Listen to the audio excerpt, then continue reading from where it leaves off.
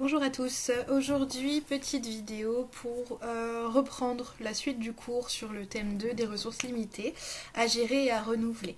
Donc pour la fin de ce cours on a terminé sur les énergies, sachant qu'on avait fait ensemble en classe l'eau. Donc je vous propose, vu qu'on a fait à distance la deuxième partie sur les énergies, de reprendre un petit peu ici avec vous, notamment avec des explications un petit peu plus poussées.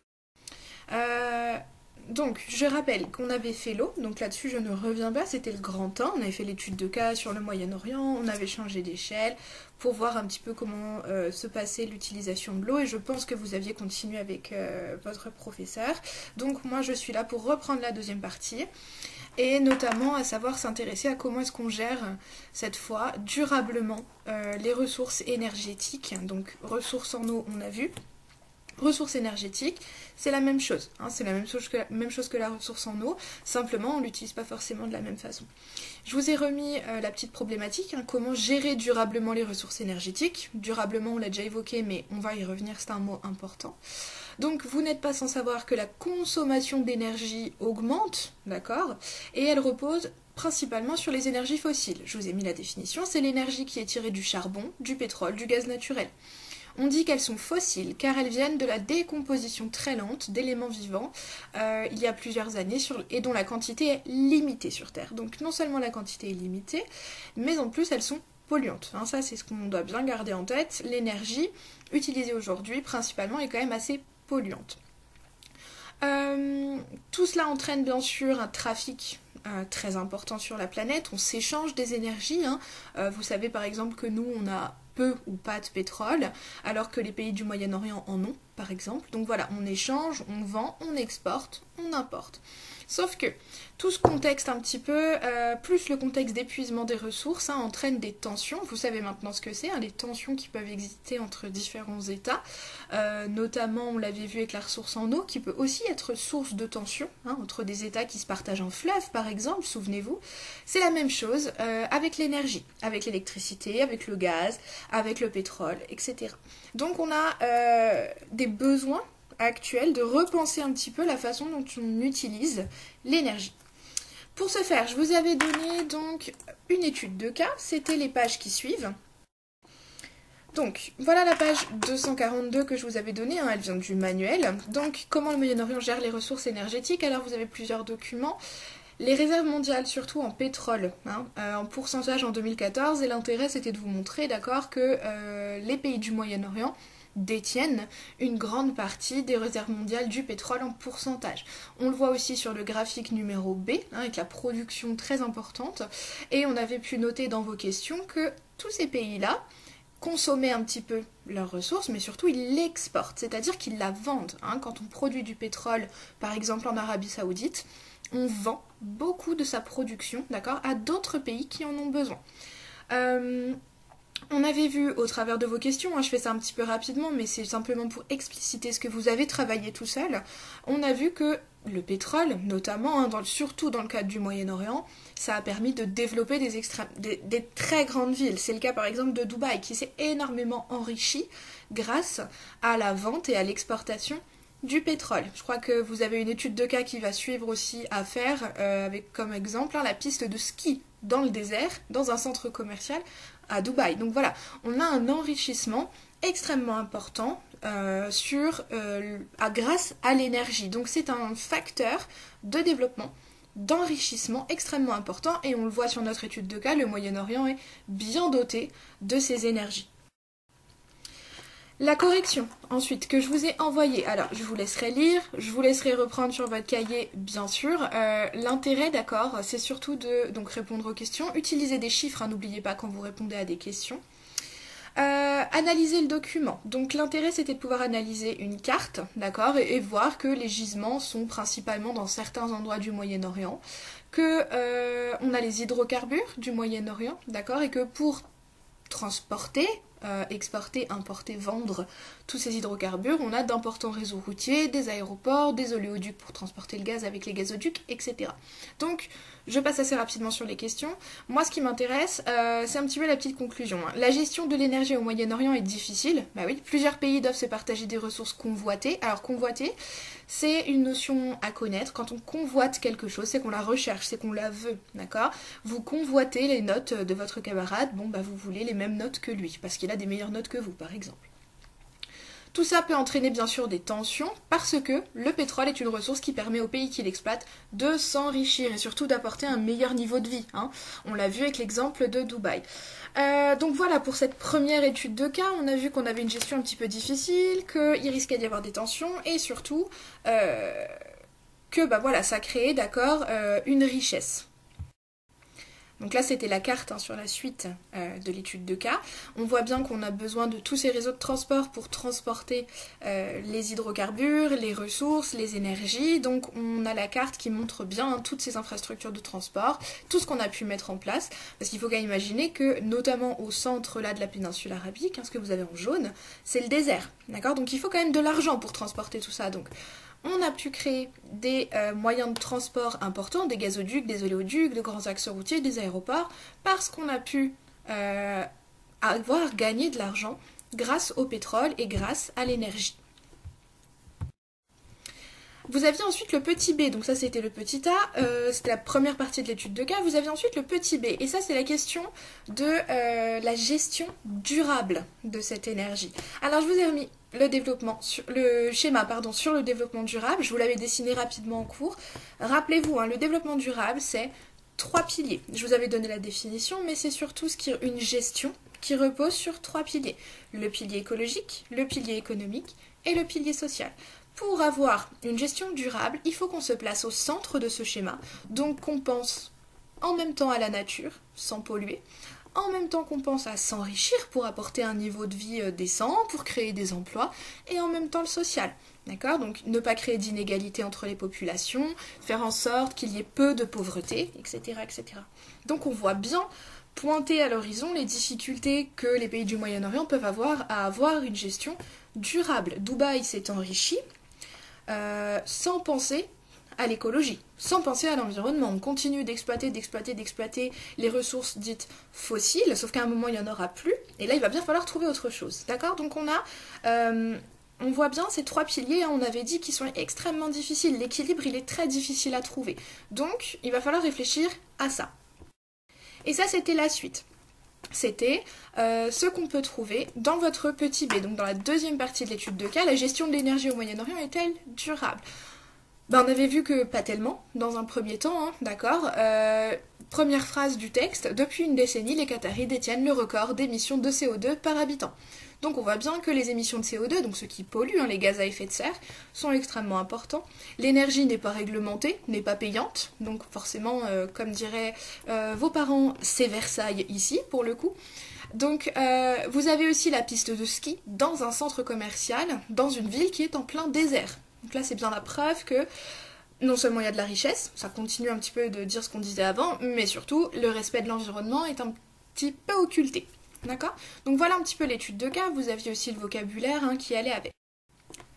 Deuxième partie de l'étude de cas, la recherche, donc avec Masdar City, une ville durable construite en plein désert, qu'on essaye un petit peu de créer, hein, ce n'est qu'une ville en cours de construction pour l'instant, qu'on espère être achevée vers 2025, et le but donc c'est d'apporter les énergies renouvelables cette fois, donc on n'est plus sur des énergies fossiles, mais bien sur des énergies renouvelables. Il fallait trouver ces types d'énergie. On a l'énergie solaire, bien sûr. On a un énorme ensoleillement dans le désert. Hein, il pleut pas beaucoup, d'accord. Donc on peut profiter de l'énergie solaire. Vous avez aussi d'autres recherches d'énergie qu'on peut trouver, c'est le nucléaire. On cherche aussi l'énergie nucléaire. Nous, c'est un peu le cas aujourd'hui, par exemple en France, en Allemagne.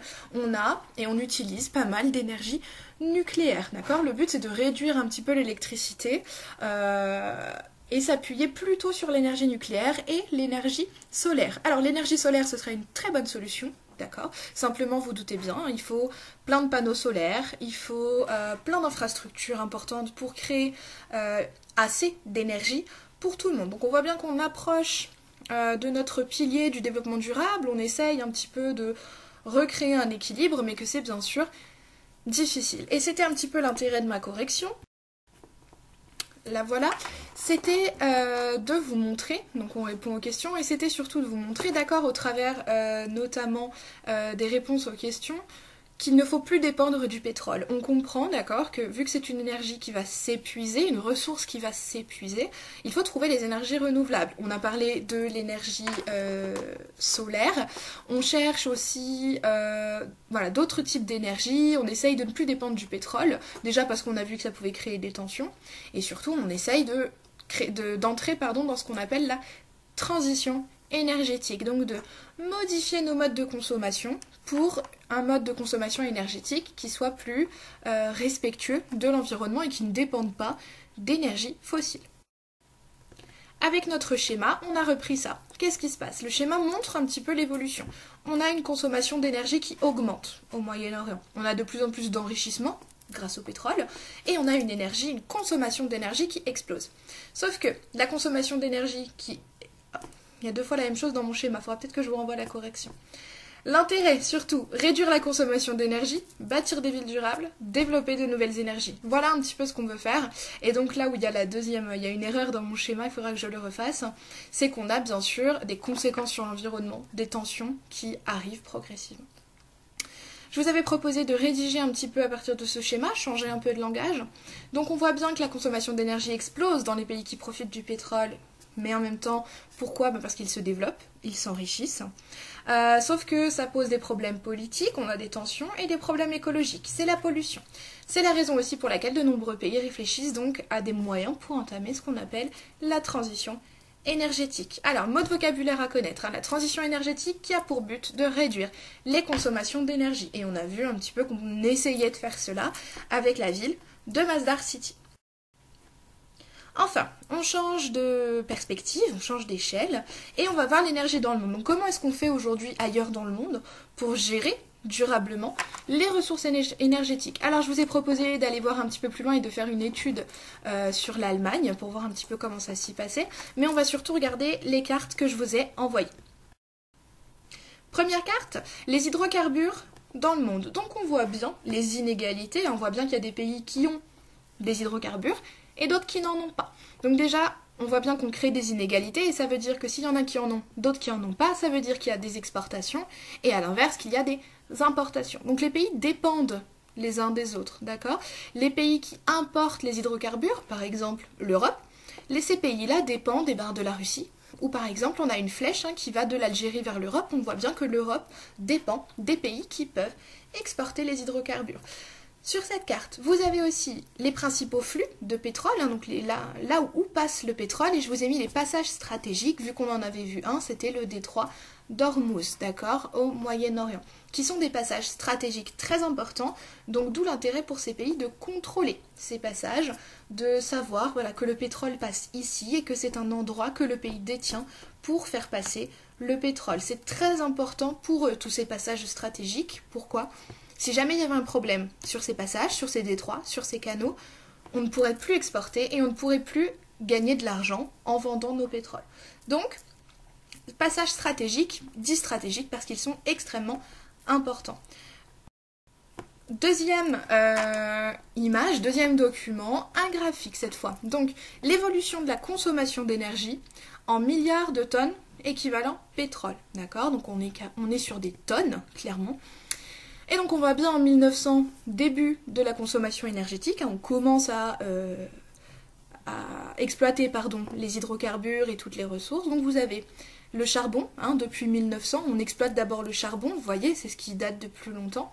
Dans les années 60, on découvre le pétrole, qu'on commence à exploiter et qui explose entre 1960 et 1980. On voit une énorme hausse en millions de tonnes de pétrole.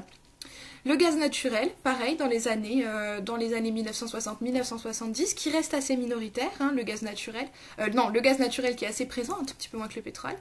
Et les énergies renouvelables, qu'on commence à utiliser, alors c'est très minoritaire, jusque dans les années 1980, et vous voyez bien que c'est encore assez peu par rapport, par exemple, au charbon ou au pétrole. Et enfin, le nucléaire, qui intervient à toute fin, 1980 à peu près. On commence à exploiter le nucléaire, mais pareil, ça reste assez marginal encore. Le gaz naturel, le pétrole et le charbon restent les principales sources d'énergie du monde. Voilà ce qu'il fallait retenir. Comment elle a évolué cette consommation mondiale d'énergie? Je crois qu'on peut dire qu'à partir des années 60, elle explose. Ce n'est pas qu'elle augmente, c'est qu'elle explose. La consommation énergétique explose véritablement dans le monde entier. Enfin, un autre document, la transition énergétique en France. Je vous ai parlé de la transition énergétique très rapidement dans la correction de l'étude de cas sur le Moyen-Orient. Il faut parler un petit peu de la France aussi, on peut aller voir ce qui se passe en France. Et vous avez donc la transition énergétique telle qu'elle est espérée en France pour 2050. Donc avoir un système énergétique qui soit plus sobre, c'est-à-dire qui pollue moins, qui consomme moins et qui soit plus durable. On retrouve cette idée de durabilité. On veut diminuer de moitié la consommation énergétique, on veut baisser la part des énergies fossiles de 30%, donc on a une grosse baisse. Et le but, donc, c'est d'atteindre, d'accord, certains objectifs, certains horizons que le gouvernement français a mis en place. Donc vous aviez plusieurs objectifs, hein, d'accord, réduire la consommation, réduction de la part du nucléaire dans le bouquet électrique, etc., etc. Et donc on essaye plusieurs choses, la rénovation énergétique des bâtiments, parce qu'un bâtiment, ça peut consommer énormément d'énergie. Donc aujourd'hui, on essaye de faire des bâtiments ou de rénover des bâtiments, c'est-à-dire de les isoler mieux pour qu'ils consomment moins d'énergie, qu'on ait moins de perte de chaleur. Quand vous avez par exemple un logement qui est mal isolé, plus vous allez chauffer, mais s'il est mal isolé et que la chaleur s'échappe, vous continuez de chauffer encore et encore et encore et encore. Donc il faut trouver des solutions, d'accord, pour en fait économiser l'énergie. Et je reviens sur ma petite blague, mais quand vos parents vous disent c'est pas Versailles, c'est pour éviter d'utiliser trop d'énergie, surtout quand vous n'en avez pas besoin. Donc voilà, le but, réduire la consommation énergétique. Alors, ensuite viennent un petit peu la trace écrite. Alors elles sont assez longues, mais je vais surtout revenir dessus pour que tout soit bien clair pour vous et qu'il n'y ait pas de difficultés. Donc première idée, c'est que les besoins d'énergie sont croissants dans le monde. On a même vu qu'ils avaient explosé à partir des années 60, donc elle a augmenté très fortement. Pourquoi? D'abord la croissance démographique mondiale. Alors ça vous connaissez, je ne reviens pas dessus, c'était vos chapitres précédents. Mais la population augmente. La population augmente et en plus le niveau de vie augmente aussi. Donc l'énergie devient absolument essentielle pour toutes les nouvelles industries, les nouveaux moyens de transport, pour chauffer toujours plus de monde, etc. etc. C'est une chaîne sans fin, d'accord? On a plus de monde, on a des gens plus riches, on a des pays plus développés. Il faut plus d'énergie. Là, on prend l'exemple de Dubaï qui s'est énormément développé et qui du coup a entraîné une consommation énergétique de plus en plus importante au Moyen-Orient. On a vu que cette consommation était très inégale, hein, bien sûr, on voit bien, il y a des pays où on consomme plus ou moins. Les pays développés sont les plus gros consommateurs d'énergie, bien sûr, et les besoins des pays émergents augmentent aussi très rapidement, d'accord? Et ça, c'est le cas de l'étude de cas sur le Moyen-Orient. Leurs besoins augmentent extrêmement rapidement. Les énergies fossiles ont encore une part très importante dans la consommation mondiale. Je vous ai remis les énergies fossiles et je vous ai mis un chiffre important à retenir. Elles représentent plus de 80% de la consommation énergétique mondiale. Plus de 80%, ça veut dire que seulement le reste représente des énergies renouvelables. On a vu, et on l'a noté, que les ressources étaient très inégalement réparties sur la planète. Donc on a des États qui dépendent, des États qui peuvent exporter. Que la sécurité des passages stratégiques est un enjeu majeur, ça c'est ce que je vous avais dit, hein, d'accord? Le passage stratégique, par exemple, le détroit d'Ormuz, est très important pour ces pays-là, hein, d'accord? C'est vraiment des endroits, des passages qu'on dit stratégiques. Ça va vraiment avec le mot qui veut dire qu'on a une stratégie à mettre en place sur ces espaces-là, parce qu'il faut conserver ces espaces pour que le pétrole puisse circuler.